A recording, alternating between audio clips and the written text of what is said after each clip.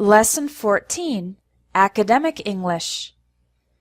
Before you begin writing a paper, it's a good idea to make an outline, a list of points in an organized order, of the main points you plan to present. The next step is to gather evidence to support your claims, since your work won't be credible if you propose a theory or try to challenge or refute a theory, argue against an existing theory, without some proof. If your paper is going to touch on several issues, talk about several topics, then you'll need to be especially organized. You can draw a distinction between topics that are different, or draw parallels between examples that are similar. Another way to organize your ideas is to show how they fall into different categories.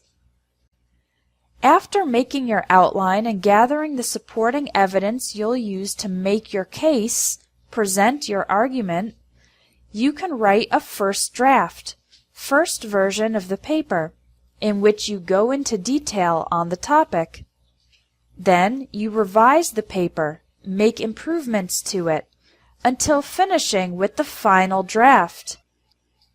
Let's say you're carrying out a study on market trends in developing countries. You can analyze the key factors, important factors, that are influencing the economy, showing how local politics play a role or play a part, have an effect, in shaping the country's financial future.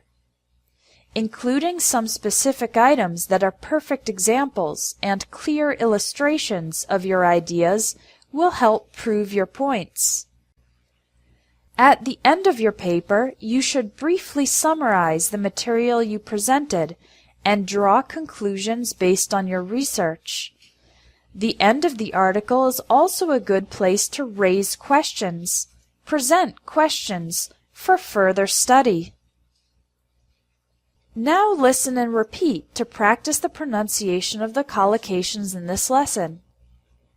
Make an outline. Main points. Gather evidence.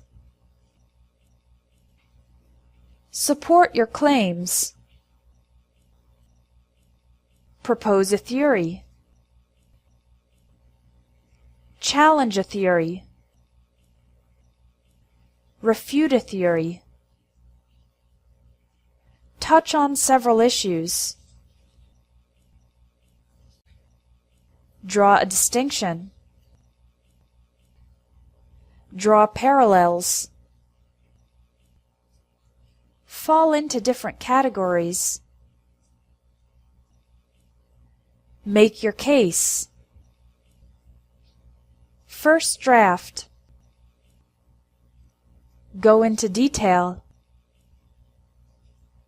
Revise the paper. Final draft. Carrying out a study. Key factors. Play a role. Play a part. Perfect examples. Clear illustrations. Prove your points. Briefly summarize. Draw conclusions. Raise questions. Good job! Now take the quiz on Lesson 14 and put the academic collocations into practice.